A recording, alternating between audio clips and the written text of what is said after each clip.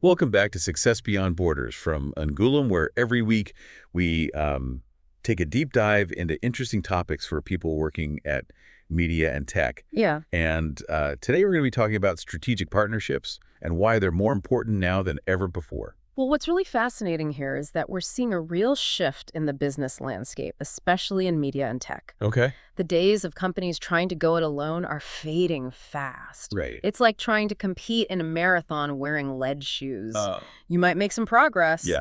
but you're not going to win the race. Okay. I like that analogy. Right. So why are partnerships becoming so crucial? What's driving this change? Well, there are a number of factors at play here. First, you've got the rise of news avoidance. People are overwhelmed with information, and they're becoming more selective about what they consume. Right. This makes it harder for companies to get their message out there, especially if they're relying solely on their own channels. So partnerships can help companies reach a wider audience. Exactly. By collaborating with other companies that have complementary audiences, you can tap into new markets and get your message in front of people who are more likely to be interested. That makes sense. Yeah. What else is driving this need for partnerships? Well, consumer behavior is evolving rapidly, Okay. and it's becoming increasingly difficult for companies to keep up. Right. People are using new technologies and platforms, and they're expecting more personalized and seamless experiences. Yeah. Partnerships can help companies stay ahead of the curve by giving them access to new technologies and expertise. It's like a company getting a crash course in the latest trends without having to build everything from scratch. Precisely. And then there's the relentless pace of technological innovation. Right. The media and tech landscape is constantly evolving. Sure. And it's almost impossible for any one company to keep up with all the changes.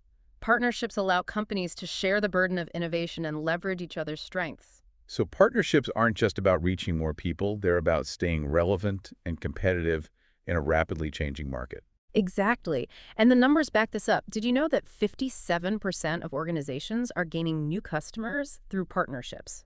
Wow. 57%. That's a huge number. That's a compelling statistic. And it really highlights the power of collaboration. So if I'm hearing you correctly, partnerships are no longer a nice to have. They're essential for survival in today's media and tech landscape. I couldn't agree more. And it's not just about survival, it's about thriving. The right partnerships can help you unlock new opportunities, accelerate your growth, and create a more sustainable business model. Okay, I'm sold on the why, but let's talk about the how. Yeah. What makes a successful partnership? What should companies be looking for? Well, first and foremost, it's about finding the right partners. And I'm not just talking about any company that comes knocking on your door. Right? You need to find partners that align with your goals, share your values, and bring something unique to the table. Okay. It's like building a world-class sports team. Yeah. You need players with different skills and strengths who can work together to achieve a common goal. I like that analogy. So it's not just about finding partners, it's about finding the right partners. Yeah. What else is important? Once you've identified potential partners, it's crucial to define clear objectives for the partnership. Okay. What are you hoping to achieve together? Right. Is it expanding your market reach, developing new products or services, or something else entirely? Yeah. Having clearly defined objectives will help you stay focused and measure your success along the way. It's like having a roadmap for your partnership journey. But what about the actual collaboration? What makes for a smooth and productive partnership? Communication is key. Both partners need to be open and transparent about their expectations, their challenges, and their progress. Okay. Regular check-ins and open lines of communication will help build trust and ensure everyone is on the same page. It sounds like building a strong foundation of trust is really important. Absolutely. Trust is the bedrock of any successful partnership. Without trust, you're constantly second-guessing each other's motives. Yeah. And it becomes difficult to make progress. So how do you build trust in a partnership? Is it just about having good communication?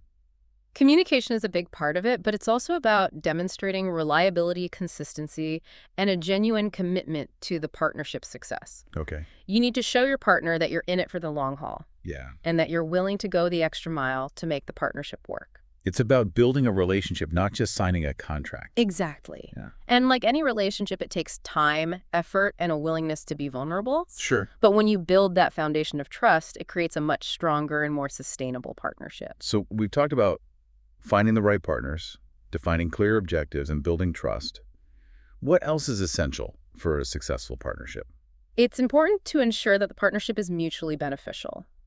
Both parties should be getting something valuable out of the collaboration, Right. whether it's access to new markets, shared resources, or cost savings. Okay. If one partner is benefiting significantly more than the other, it's going to create an imbalance that will eventually lead to tension and conflict. It's like a seesaw. If one side is way heavier than the other, it's not going to be much fun for anyone. That's a great analogy. You need to find that sweet spot where both partners feel like they're getting a fair deal and that their contributions are valued. So finding that balance is key. What about the legal and contractual aspects of partnerships? Are there any common pitfalls to avoid? Absolutely.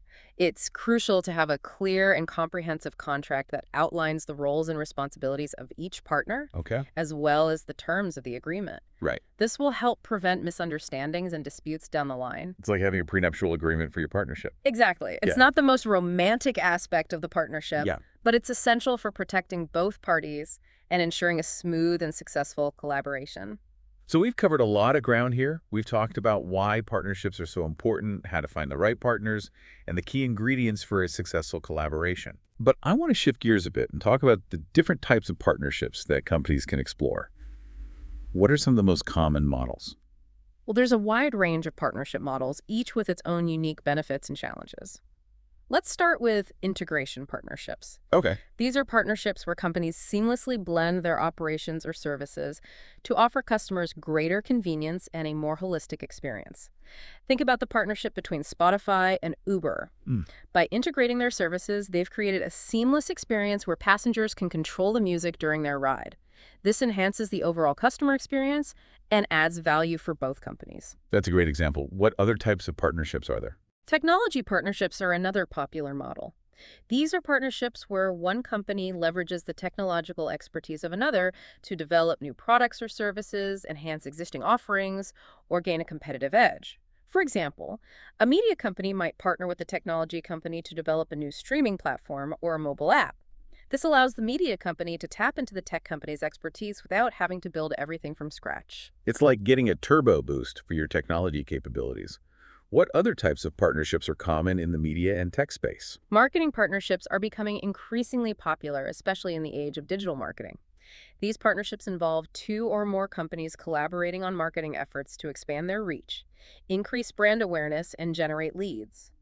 A media company might partner with a social media platform to promote their content to a wider audience, or a tech company might partner with an influencer to reach a specific niche market. It's like joining forces to amplify your marketing message and get in front of the right people. What other partnership models should companies be aware of? Supply chain partnerships are another important category. These partnerships involve multiple companies joining forces to create a single product or service. This type of collaboration can streamline production, reduce costs, and improve efficiency. For example, a smartphone manufacturer might partner with a chip maker, a display manufacturer, and a software developer to create a new smartphone. By pooling their resources and expertise, they can create a more innovative and competitive product. So there are a lot of different partnership models out there. Yeah. How do companies decide which model is right for them? Well, the best partnership model will depend on the specific goals of the companies involved, the resources they have available, and the market they're operating in. There's no one-size-fits-all answer. It's like choosing the right tool for the job. You wouldn't use a hammer to screw in a light bulb. Exactly. You need to assess your needs, your strengths, and your weaknesses, and then find a partner that complements those and helps you achieve your objectives. So we've talked about the different types of partnerships and how to choose the right model. But let's get down to brass tacks. How do companies actually go about building a successful partnership ecosystem? What are the key steps involved? It starts with identifying potential partners. Okay. This might involve conducting market research, attending industry events, or leveraging your existing network. Once you've identified potential partners, you need to evaluate their suitability. This involves assessing their goals, their values, their expertise, and their track record. It's like doing your due diligence before making a major investment. Exactly. You need to make sure you're partnering with a company that you can trust and that you can see yourself working with for the long term. Once you've evaluated potential partners, the next step is to define the objectives of the partnership. Okay. This involves having open and honest conversations about what each company hopes to achieve and how the partnership can help them get there. So it's about setting clear expectations from the outset. Absolutely. Having clearly defined objectives will help ensure that both partners are on the same page and that the partnership is working towards a common goal. Once you've defined the objectives, it's time to negotiate the terms of the partnership.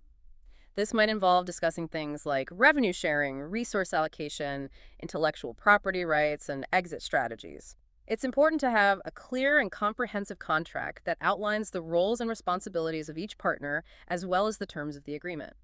It's like setting the ground rules for a successful collaboration. Exactly. Having a solid contract in place will help prevent misunderstandings and disputes down the line. Okay, so we've identified potential partners, evaluated their suitability, defined the objectives, and negotiated the terms. What comes next? The next step is implementation. This is where the rubber meets the road and the partnership starts to take shape. It involves things like integrating systems, developing joint marketing materials, and launching new products or services. It's the action phase where all the planning and preparation comes to fruition. Exactly, but it's important to remember that implementation is not a one-time event. It's an ongoing process that requires constant communication, collaboration, and adjustment. So it's about being flexible and adaptable as the partnership evolves. Absolutely. Things will inevitably change, and you need to be able to adjust your plans accordingly. And finally, it's crucial to monitor and optimize the partnership on an ongoing basis. This involves tracking key metrics, identifying areas for improvement, and making adjustments as needed. It's like a continuous feedback loop where you're constantly learning and improving. Precisely. By monitoring and optimizing the partnership, you can ensure that it's delivering the desired results and that it's continuing to evolve and grow. This has been incredibly insightful. I'm already starting to see the potential of partnerships in a whole new light. It's a fascinating and dynamic space, and it's only going to become more important in the years to come. But before we go too far down that road, I want to shift our focus to Angulam and their unique approach to strategic partnerships. What sets them apart from the crowd? What's really interesting about Wungalum is that they go beyond simply connecting companies and facilitating transactions. They take a much more holistic and data-driven approach to partnership development. So they're not just playing matchmaker, they're helping companies build strategic and sustainable partnerships. Exactly. They understand that successful partnerships are built on a foundation of shared values, complementary strengths, and a genuine commitment to mutual success. Okay, I'm intrigued. Tell me more about their approach. They start by taking a deep dive into the client's business goals, their target audience, and their competitive landscape. They use data and analytics to identify potential partners that align with the client's needs and that have a high probability of success. So they're using data to inform their matchmaking process. Exactly. But it goes beyond just data. They also have a team of experienced partnership experts who bring a wealth of knowledge and insights to the table. They help clients navigate the complexities of partnership development, from identifying potential partners to negotiating contracts to implementing and optimizing the partnership. It sounds like they're providing a much more comprehensive and hands-on approach than traditional partnership brokers. Absolutely. And they're also very focused on building long-term relationships. They don't just connect companies and then disappear. They stay involved throughout the partnership lifecycle, providing ongoing support and guidance. So they're invested in the success of the partnership, not just the transaction. Exactly. And that's what really sets them apart. They're not just looking for a quick win. They're looking to build partnerships that create lasting value for both parties. This is fascinating stuff. I'm starting to see why Angulam is becoming a go-to resource for companies looking to build strategic partnerships. They're definitely making waves in the industry, and I think they're going to continue to play a major role in shaping the future of partnerships. Okay, we've talked about Angulam's approach to partnership development, but let's get specific. What are some of the challenges that companies face in today's media and tech landscape? Yeah. And how does Angulam help them overcome those challenges? One of the biggest challenges facing companies today is news avoidance. As I mentioned earlier, people are overwhelmed with information and they're becoming more selective about what they consume. This makes it harder for companies to get their message out there and to build relationships with their target audience. So how does Angulam help companies overcome this challenge? They help companies develop content that is relevant, engaging, and valuable to their target audience. They also help companies identify and partner with media outlets that have a strong reputation for credibility and trustworthiness. So it's about creating content that people actually want to consume and partnering with media outlets that people trust. Exactly. And it's also about using data to target the right audience with the right message at the right time. So it's a combination of content partnerships and data. Precisely. And that's what Angulam excels at. They help companies create a holistic content strategy that leverages partnerships and data to overcome the challenges of news avoidance. Okay, that's news avoidance. Yeah. What other challenges do companies face? Another major challenge is data bias. With the increasing use of data and analytics, it's more important than ever to ensure that the data we're using is accurate, objective, and unbiased. So how does Ngulum help companies address data bias? They help companies implement robust data governance frameworks and compliance strategies. They also help companies develop and use data in a way that is ethical and responsible. So it's about ensuring that the data is accurate and that it's being used in a way that doesn't perpetuate bias or discrimination. Exactly. And it's also about being transparent about how the data is being collected and used. Okay, that's data bias. Uh, What other challenges are top of mind for companies in the media and tech space? Regulatory scrutiny is another major challenge. With the increasing focus on data privacy and security, companies are facing a growing number of regulations and compliance requirements. It's like navigating a minefield of legal and regulatory hurdles. Exactly. And it can be incredibly challenging, especially for smaller companies that don't have the resources to dedicate to compliance. So how does Ngulum help companies navigate this complex regulatory landscape? They help companies stay up to date on the latest regulations and compliance requirements. They also help companies develop and implement data privacy and security policies and procedures. So they're providing expert guidance and support to help companies stay on the right side of the law. Exactly. And they're also helping companies proactively address potential regulatory risks. Okay, so we've talked about news avoidance, data bias, and regulatory scrutiny. What other challenges are companies grappling with? Another challenge that's often overlooked is the need to build a strong partnership ecosystem. Many companies focus on individual partnerships, but they don't think strategically about how those partnerships fit together and how they can create a more robust and resilient ecosystem. So it's about thinking about partnerships as part of a larger ecosystem, not just as isolated deals. Exactly. And Gillengulam helps companies do just that. They help companies map their existing partnership ecosystem, identify gaps and opportunities, and develop a strategy for building a more robust and interconnected network of partners. It's like building a network of alliances that can help you achieve your goals and overcome challenges more effectively. Precisely. And it's becoming increasingly important in today's complex and interconnected business world. This has been an incredibly insightful conversation. I'm starting to see the power of partnerships in a whole new light. It's a fascinating and dynamic space, and I'm glad we had the opportunity to dive into it today. But before we wrap up, I want to bring this all to life with some real-world examples of successful partnerships. Do you have any that come to mind? Of course. One that stands out is the collaboration between MTN South Africa, China Telecom, and Huawei. Now that's a powerhouse trio. Exactly. They've joined forces on 5G and AI projects, combining their global expertise and regional presence to drive technological advancement in Africa. That's impressive. What's so innovative about their partnership? Well, MTN brings its extensive network and customer base in Africa. China Telecom contributes its expertise in telecom infrastructure and 5G technology, and Huawei provides its cutting-edge 5G equipment and AI solutions. It's a true synergy of strengths, and it's enabling them to roll out 5G networks and develop innovative AI applications much faster than they could have done individually. So it's a win-win-win situation. Yeah, They're all benefiting from the partnership, and they're making a real impact on the technological development of Africa. absolutely. And it's a great example of how companies from different parts of the world can come together to achieve something truly remarkable. I'm also remembering a really interesting partnership between Sony Pictures Entertainment and the Guardian Media Group. What can you tell us about that? That's a fantastic example of how media companies can leverage partnerships to extend their reach, diversify their revenue streams, and tap into new markets. So how did their partnership work? The Guardian, known for its high-quality journalism, was looking to expand its global audience and reach new demographics. Sony Pictures Entertainment, with its vast entertainment library and global distribution network, was seeking to tap into the Guardian's credibility and brand recognition. They partnered to create a new digital platform that combines the Guardian's award-winning journalism with Sony's entertainment content targeting a global audience. So they're bringing together two very different types of content to create something new and engaging for a global audience. Exactly. And it's allowing both companies to reach new audiences and generate new revenue streams. The Guardian is expanding its reach beyond its traditional readership, and Sony is leveraging the Guardian's brand to promote its entertainment content to a more discerning audience. It's a smart way to leverage each other's strengths and create something unique and valuable. Absolutely. And it's a great example of how partnerships can help media companies innovate and adapt in a rapidly changing media landscape. We've talked a lot about large-scale partnerships. But what about smaller companies? Are there any examples of successful partnerships that might resonate with our listeners who aren't running multinational corporations? There's a great B2B example that comes to mind.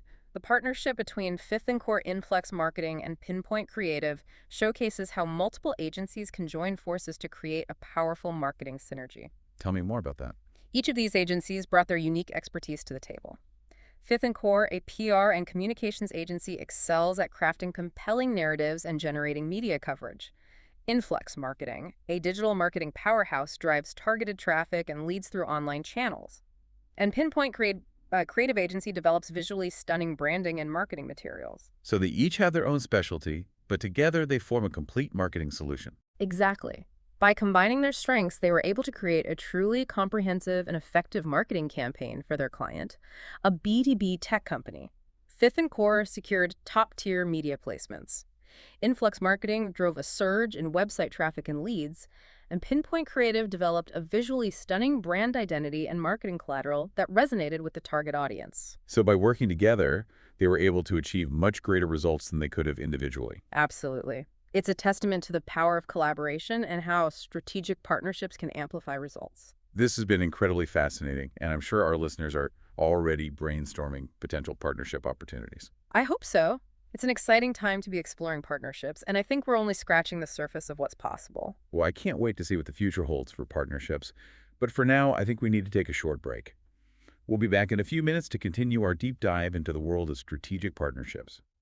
Welcome back to Success Beyond Borders from Angoulême. I'm excited to continue our deep dive into the world of strategic partnerships. I'm still reeling from those real-world examples. It's amazing to see how partnerships can drive innovation and growth, whether you're a telecom giant or a boutique marketing agency. It really does showcase the adaptability of this concept. But let's zoom out for a moment and crystallize some of the key takeaways for our listeners. Okay, good idea. Okay. What are the essential things people should be walking away with today? The first is simply acknowledging that the media and entertainment landscape is in constant flux. It's like trying to sail a boat in a hurricane if you're not constantly adjusting to the winds of change. And partnerships are the life raft in that scenario.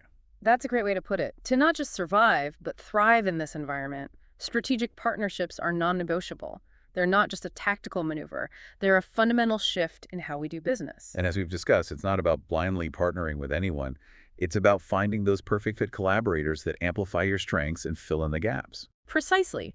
It's like finding the missing puzzle pieces that complete the picture of your business goals. And when you find those right partners, it creates this incredible synergy where everyone wins. And Angoulême, with their data-driven approach and focus on long-term relationships, seems to be leading the charge in helping companies navigate this new landscape. They're certainly at the forefront. They understand that in today's data-rich world, intuition alone isn't enough. You need solid data-intelligent analysis and a keen understanding of both the market and the human element to forge partnerships that last. They're not just connecting the dots. They're creating a work of art, a tapestry of strategic alliances woven together with data and human expertise. That's a beautiful way to describe it. And what's most impressive is their commitment to building trust-based relationships. They're not just transactional, they're invested in the long-term success of their clients and their partnerships. It's like they're not just matchmaking, they're playing the role of a relationship therapist, making sure both partners are communicating effectively, meeting each other's needs, and working towards a shared vision.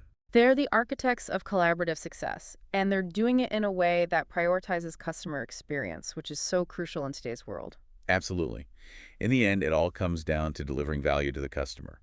And strategic partnerships, when done right, are an incredibly powerful way to achieve that. They allow you to tap into new markets, enhance your offerings, streamline your operations, and ultimately create a more seamless and satisfying experience for your customers. So as we approach the end of this deep dive, what's the one key question our listeners should be asking themselves? It's simple but profound. What partnerships could I explore to unlock new opportunities and propel my business to the next level? It's a question that challenges you to look beyond your current limitations and imagine the possibilities that emerge when you join forces with the right partners. It's about stepping outside your comfort zone, embracing collaboration, and daring to dream bigger than you ever thought possible. And if the thought of navigating this partnership landscape feels daunting, remember that Angoulême is there to guide you every step of the way. They have the expertise, the data, and the passion to help you build partnerships that drive real results and create lasting value.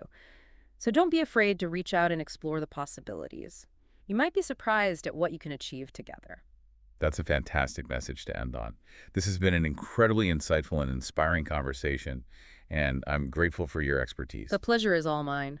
I always enjoy diving into these thought-provoking topics with you and our listeners. And to our amazing listeners, thank you for joining us on this deep dive into the world of strategic partnerships.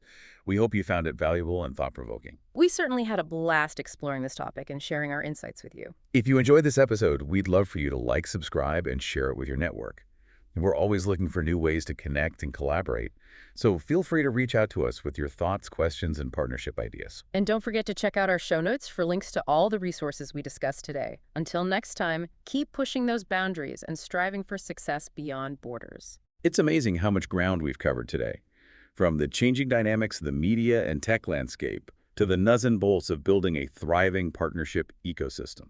Yeah, and we've seen how real companies, big and small, are using partnerships to achieve incredible things. But before we wrap up this episode of Success Beyond Borders from Jingalum, I want to circle back to something you said earlier about the importance of data in partnership development. Yes, it's one of the key differentiators in Guillaume's approach. Exactly. Can you elaborate on that a bit more?